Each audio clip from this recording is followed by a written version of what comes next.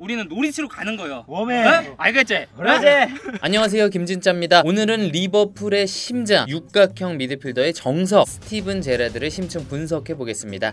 리버풀의 심장. 자, 제라드는 9살의 나이로 리버풀 유스팀에 입단했습니다. 그리고 1998년도에 1군에 데뷔해서 2015년까지 17년간 리버풀에서 뛰었죠. 그야말로 레전설입니다. 제라드는 프리미어리그에서 504경기 120골 92도움을 기록했습니다. 요 득점 기록은 파울러에 이어서 리버풀 역대 2위 기록입니다. 대단하죠? 육각형 선수. 제라드는 그야말로 올라운더, 버서타일, 다재다능한 선수입니다. 모든 능력치를 고르게 갖고 있는 육각형 선수인 거죠. 본인 스스로도 이렇게 얘기했어요. 저는 거만한 타입은 아니지만 제 생각에 제 경기력은 모든 것을 조금씩 할 수 있는 것 같아요. 저는 헤더, 태클, 침투를 할 수 있고 다양한 패스를 뿌릴 수도 있죠. 골을 넣을 수도 있고요. 뭐야, 본인 스스로 인정? 자, 그리고 제라드는 많이 비교되는 램파드, 스콜스랑 또 다르게 시원시원한 전진 드리블이 가능했어요. 다리가 길쭉길쭉해가지고 공 가지고 질주하면은 소년 만화의 주인공 같은 그런 느낌이 났어요. 자, 그리고 우리가 제라드 하면 중거리 슈팅 같은 공격적인 것들만 기억하는데 태클이 또 기가 막혔습니다. 몸을 사리지 않는 미친 태클, 다리가 길고 순간 속도가 나쁘지 않아서 아주 시원한 굿태클 많이 날렸다고요? 참고로 제라드는 이런 거친 태클들이 필요하고 또 효용이 있다고 생각했어요. 어떤 선수들은 태클은 마지막 수단이야, 태클을 남발하는 건 좋은 수비가 아니야, 이렇게 말하기도 한단 말이에요. 근데 제라드는 안 그랬어. 뭐라고 했냐면 어린이와 어른을 구분해내는 효과적인 방법 중에 하나가 태클이죠. 그러면서 특히 맨유를 상대로는 거친 태클, 강한 몸싸움 이런 것들이 필요하다고 생각을 했어요. 제라드의 전술적 역할. 제라드는 전술적으로 아주 가치 있는 선수였습니다. 팀이 필요로 하는 역할이라면 어떤 자리에서든지 1인분 이상을 해줬어요. 데뷔 초에는 라이트백 그리고 측면 미드필더로도 뛰었어요. 또 중앙 미드필더 자리에서 많은 경기를 뛰었죠. 또 국대에서는 반대발 윙어로 뛰기도 했어요. 또 리버풀에서 토레스랑 함께 뛸 때는 토레스 바로 밑에서 공미 자리에서 킬패스 막 뿌려줬죠. 그때 제토라인 후덜덜했잖아. 그때 제토라인 보고 콥 되신 분들 많으시죠? 참고로 제라드는 수아레즈와의 호흡도 좋았어요. 그래가지고 나중에 제라드한테 토레스랑 수아레즈 둘 중에 누가 더 뛰어난 선수예요? 물어보니까 수아레즈래요. 그건 맞지. 자, 그리고 말년에 제라드는 조금 더 미드 쪽으로 수비형 미드필더 쪽에서 뛰기도 했습니다. 근데 그 이유가 있었어요. 2013년 11월 제라드가 당시 감독이었던 로저스를 찾아갔습니다. 그리고 이렇게 말했죠. 공격형 미드필더 포지션에서 제가 더 이상 골을 넣지 못할 것 같아요. 조금 뒤로 물러난 위치에서 뛰어야겠어요. 당시에 제라드는 매 경기 평점이 6점, 7점 막 이랬는데 본인이 난 8점 이상으로 평가받고 싶다 이랬던 거예요. 그러면서 제라드가 로저스 감독한테 이렇게 얘기했대요. 제 플레이 내용과 기록 그리고 제 체력 수준을 자세히 좀 뜯어봐 주세요. 전력 분석팀하고 체력관리팀에도 저를 좀 정밀하게 분석해달라고 말 좀 해주세요. 그리고 다음날 로저스가 제라드를 따로 부릅니다. 우선 큰 문제는 없지만 제라드 스스로의 감이 분석 결과랑 일치했다는 거에 조금 놀랬대요. 그러면서 분석을 해보니까 제라드, 너의 문제점은 고개를 돌려서 주변을 확인하는 횟수가 이전보다 확연히 줄었다는 거예요. 그렇게 되면 공격형 미드필더 자리, 안 그래도 그 복잡한 지역에서 최상의 위치를 찾고 거기로 이동할 수가 없겠죠. 그러다 보면 어떻게 되냐, 골이 와? 그럼 잡아도, 그리고 나서 찾아, 그러면 플레이의 템포가 늦어지죠. 루저스도 템포 빠른 축구를 원하는데 그거 좋지 않은 거야. 그리고 또 스프린트 속도나 뛴 거리 이런 체력 관련 데이터는 좋았대요. 그러니까 나이 먹어서 체력이 떨어진 게 아니라 기술적인 문제였던 거죠. 그래서 제라드가 로저스 감독과 기나긴 논의 끝에 포지션을 약간 내리기로 합니다. 그러면서 그 둘이 피를로 얘기를 했대요. 피를로가 그 자리, 레지스타 자리의 상징과도 같으니까 그렇게 하면 좋겠다, 뭐 이런 얘기를 나눴겠죠. 자, 그리고 제라드는 새로운 임무에 굉장히 설렜다고 합니다. 6주 뒤에 실전에서 바로 수미로 투입된 거야. 앞에 중앙 미드필더들 있으니까 뒤쪽에서 더 창의적으로 뛸 수 있었대요. 굉장히 만족스러웠대요. 아니 뭐 제라드 빠따 워낙 좋으니까 뒤쪽에서 그냥 빵빵, 피를로 안 부럽지 뭐. 자, 그런데 그 수비형 미드필더 자리에서 뛰다가 대형 사고가 발생하죠. 더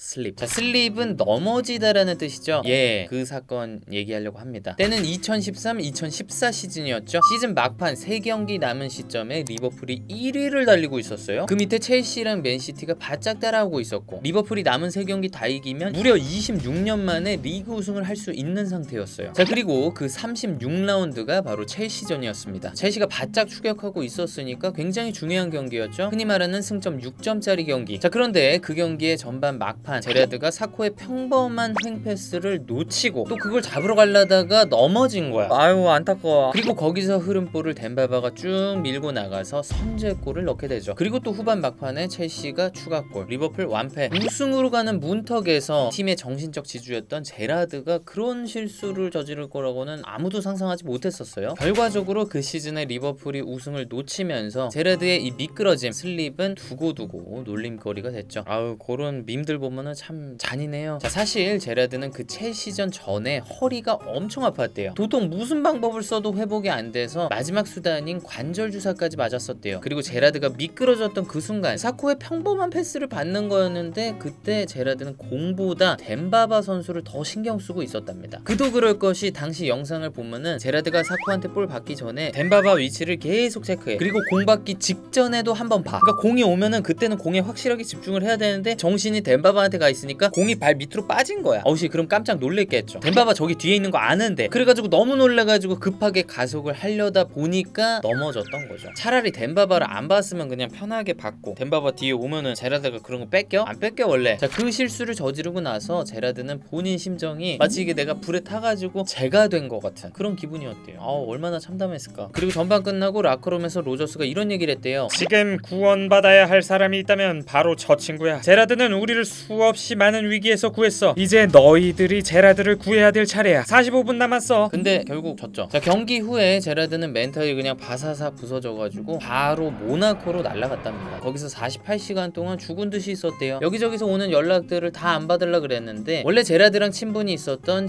심리치료사 스티브 피터스가 문자를 남겼던 거예요. 시간 되면 전화 좀 줄래요? 그래서 제라드는 그래 스티브라면 얘기해볼 가치가 있겠어. 그리고 전화 건 거지. 그리고 그 심리치료사 스티브가 이런 얘기를 했다는 거예요. 미끄러진 것에 대한 책임을 너 스스로 받아들여야 된다. 그리고 그 미끄러진 실수가 경기에 결정적인 영향을 미쳤다는 것도 너 스스로 수용을 해야 된다. 일단 현실을 받아들이라는 거지. 그리고 또 이런 얘기를 했대요. 자, 하지만 축구적인 관점에서 봤을 때 만약에 리버풀이 우승을 못한다 그러면 제라드 네가 넘어진 게 유일한 절대적인 원인일까? 아니잖아. 다른 선수들도 실수 많이 했어. 제라드가 뛰지 않은 경기에서 패한 적도 많고 또 경기 막판에 팀을 구하는 골을 제라드가 넣은 적도 있는데 제라드가 그 시즌 내내 그렇게까지 활약을 못했다면 리버풀이 아예 1등이 아니었을 수도 있지. 요런 얘기를 해줬대요. 그래서 제라드가 심리적으로 굉장히 도움을 많이 받았다고 해요. 어때요? 들어보니까 되게 말되지 않아? 인크루소레. 자, 제라드 선수 전술적으로 다양한 역할을 맡았지만 그래도 가장 잘했던 역할은 인크루소레였죠. 인크루소레란 이탈리아어로 침입자라는 뜻입니다. 그러니까 중앙 미드필더인데 전방으로 침투도 한다는 거지. 안첼로티 감독이 말하기를 이 분야의 월클은 람파드, 파브레가스, 이니에스타 그리고 제라드도 원 오브 더 베스트다 이렇게 얘기를 했었어요. 근데 제라드가 박스 안으로 이렇게 침투에 들어가면서 플레이할 때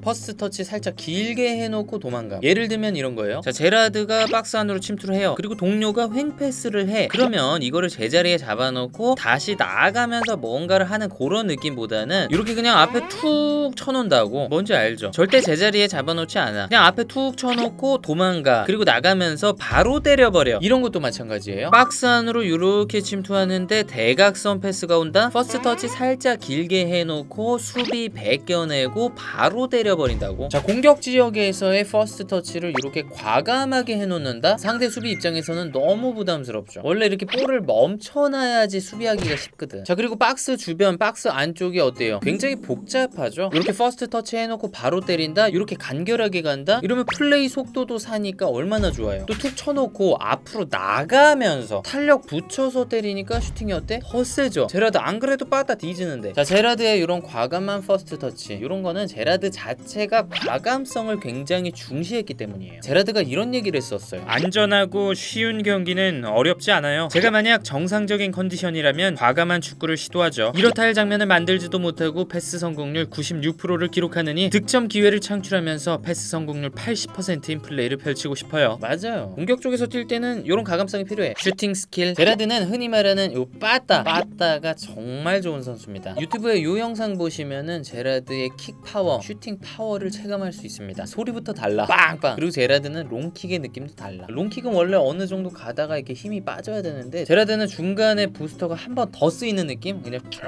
끝까지 가. 자, 그리고 제라드가 빨랫줄 슈팅할 때 있죠. 그때 보면 상체가 굉장히 숙여집니다. 다른 선수들이 슈팅할 때 한 60도 정도 기울어진다면 제라드는 한 40도 정도. 슈팅할 때 우리 몸을 보면 텐션 아크라는 게 있습니다. 요 그림 A 보시면 슈팅하기 전에 요렇게 아크가 있죠. 그리고 그림 B 보시면 슈팅하고 나서 반대 방향으로 요렇게 아크가 있습니다. 슈팅 때리기 전에 팔시위 당기는 것처럼 요렇게 아크 모양이 생기는 거죠. 그리고 볼을 차고 나서는 허리가 푹 숙여지면서 반대로 아크 생기는 거야. 그러니까 활시위를 당길 때의 이 아크, 그리고 활을 보내고 나서의 요 반대로 휘는 아크, 요거 생각하시면 돼요. 근데 제라드가 슈팅할 때 허리가 많이 숙여진다는 건 그 전에 활시위를 세게 잡아당겼다는 거죠. 그러면 활시위를 더 세게 잡아당겼다는 게 뭔 소리야? 슈팅이 더 세게 나간다는 거지. 그러니까 허리를 팍 숙이기 위해서 존나 세게 때리라는 거지. 근데 이렇게 허리가 팍 숙여지려면 일단 코어의 스트렝스, 코어의 힘이 굉장히 좋아야 됩니다. 그리고 플렉서빌리티, 유연성도 좋아야 되고요. 우리가 슈팅을 할 때 대퇴사두, 햄스트링, 종아리, 힙 이런 근육들이 다 쓰이는데 코어까지 수축되면 다리랑 빵댕이를 조금 더 도와줄 수 있는 거죠. 뭔지 알죠? 자, 그리고 제라드가 슈팅 개세게 할 때 특 슈팅한 발로 착지를 합니다. 이게 뭔 소리냐? 슈팅을 할 때 디딤발이 점프가 되는 거야. 그리고 슈팅한 발로 탁 먼저 내려오는 거죠. 이게 왜 그러냐? 슈팅할 때 이 오른발의 스윙 각도가 더 넓고 이 오른발이 디딤발 쪽으로 깊게 로테이션 되기 때문에 이 디딤발이 왼발이 공중에 뜰 수밖에 없는 거죠. 그러니까 쉽게 말씀드리면 이 오른발이 하도 왼쪽으로 휘둘려지니까 이 왼발을 땅에다가 짚을 수가 없는 거지. 이 오른발을 피해야지, 얘도 점프해야지. 그리고 방금 말씀드렸다시피 이 오른발의 스윙 각도가 더 넓고 깊으니까 더 센 슈팅이 나올 수밖에 없죠. 테니스로 치면 포핸드 할 때 이렇게 끊어치는 게 세요, 이렇게 확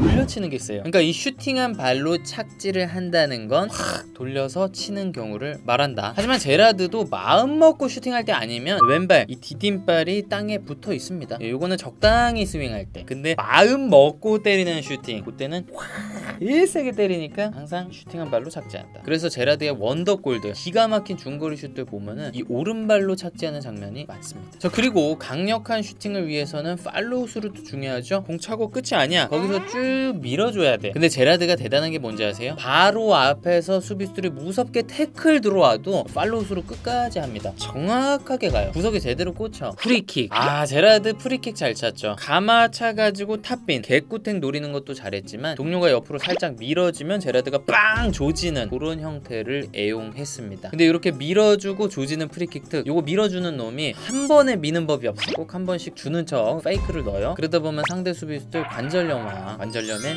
케토토. 자, 이렇게 밀어주고 때릴 때는 이 벽을 피해서 벽 뒤쪽으로, 그러니까 골키퍼가 있는 반대쪽을 노리거든요. 근데 가끔 보면 이 벽 끝에 리버풀 선수가 있어요. 그리고 제라드가 찰라고 할 때 이 바깥쪽으로 볼 받는 척 하면서 빠져. 뭐 항상 그렇진 않은데 그럴 때가 있어요. 그러면 벽의 맨 안쪽에 있던 친구가 놀래가지고 따라간다고. 그러면 이 벽 사이가 벌어져. 제라드는 골로 차는 거예요. 요런 또 디테일이 있죠. 스크리머. 제라드의 골은 스크리머가 많습니다. 스크림이 뭐죠? 소리 지르다. 그러니까 스크리머는 소리 지르게 만드는 것. 축구에서는 소리 지르게 만드는 엄청난 골이죠. 제라드는 참 중요한 순간에 극적인 골들을 많이 넣었어요. 2006년 FA컵 결승 웨스트햄전에서 3대3을 만드는 동점골이 그랬죠. 또 0405 챔피언스리그 올림피아코스전 때 조별 라운드 통과하려면 리버풀이 2골차 이상으로 이겼어야 됐단 말이에요. 그때 후반 막판 3대1 만드는 제라드의 원더 중거리 어마어마했다. 그리고 같은 시즌 챔피언스리그 결승전 0대3에서 1대3을 만드는 기적의 시작, 그 헤더골. 아, 그 리버풀 칼스버그 유니폼 그 펄럭이면서 셀레브레이션 하면 진짜 간지였는데 지금 봐도 간지야. 자, 제라드처럼 우리를 새벽에 소리 지르게 만드는 그런 선수들, 그런 선수들이 우리로 하여금 축구에 빠져들게 만드는 거거든요. 고마워요. 근데 제라드는 정작 다른 이유로 소리를 지른 적이 한 번 있었어요. 제라드가 한번 태클을 하다가 보안이 찢어진 적이 있대요. 근데 그게 자기 스터드 때문인지 상대 스터드 때문인지는 모르겠는데 아무튼 엄청 아프고 부끄러웠다고 합니다. 제일 센 스크리머인데. 리더십. 자, 제라드가 리버풀의 첫 주장을 한 건 2003년이었습니다. 당시 감독이었던 제라르 울리에가 제라드의 리더십을 알아본 거죠. 제라드 특유의 never say die attitude, 그러니까 포기하지 않는 태도, 낙담하지 않는 태도, 이런 것들이 동료들한테 많은 귀감이 됐다 이거예요. 위고 노리치 다들 아시죠? 리버풀이 거의 우승에 가까웠던 그 시즌 막판 경기 딱 이기고 나서 관중들한테 요거 딱 하고 나서 동료들 모은 거야. 거야. 그리고 막 팀톡한 거지. 위고 노리치 하면서. 그 다음 경기가 노리치였거든요. 그때 뭐라고 말했냐? 아직 다 끝난 거 아니야. 들어봐. 오늘 경기는 끝났어. 아니다. 제라드는 리버풀 사람이죠. 리버풀 사투리가 굉장히 센데 또 제라드는 리버풀 완전 토박이야. 그러니까 우리나라 말로 치면은 야, 이제 다 끝난 거 같냐? 이 씨발 아직 다 안 끝났어, 야. 오늘 경기는 지나가 봤다. 그리고 이제 우리는 노리치로 가는 거요. 거기서도 우리는 오늘만 치러낸다. 자, 가보세! 그리고 그 유명한 챔피언스리그 결승전 이스탄불의 기적, 그때 0대3으로 지고 있던 하프타임 때 제라드가 동료들한테 이렇게 말했었대요. 야들아, 저 들어봐라. 관중들의 함성 소리 들리나? 저 사람들은 아직도 우리를 믿고 있다 아이가. 그러면 우리도 뭔가 돌려줘야지. 한번 해보자. 자, 가자.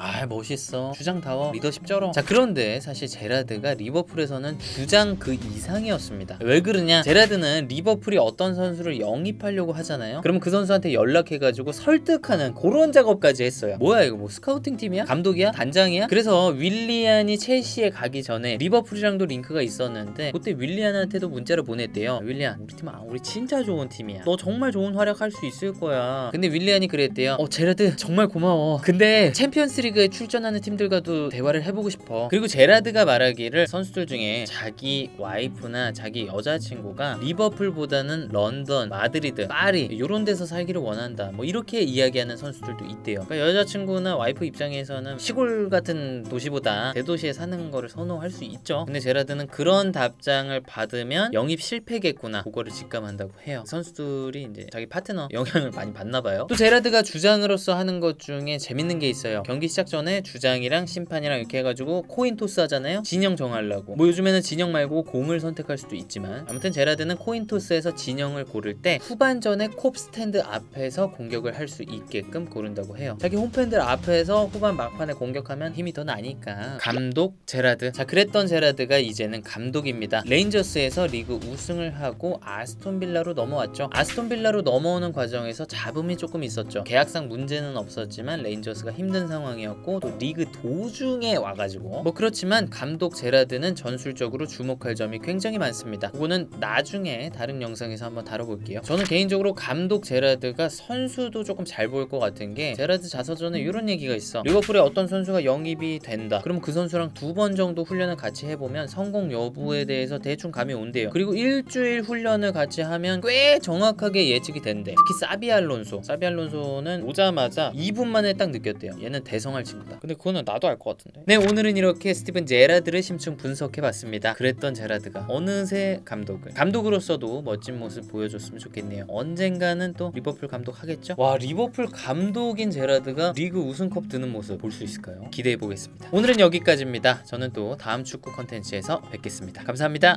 뿅. 야! 이겼어. 씨발. 야!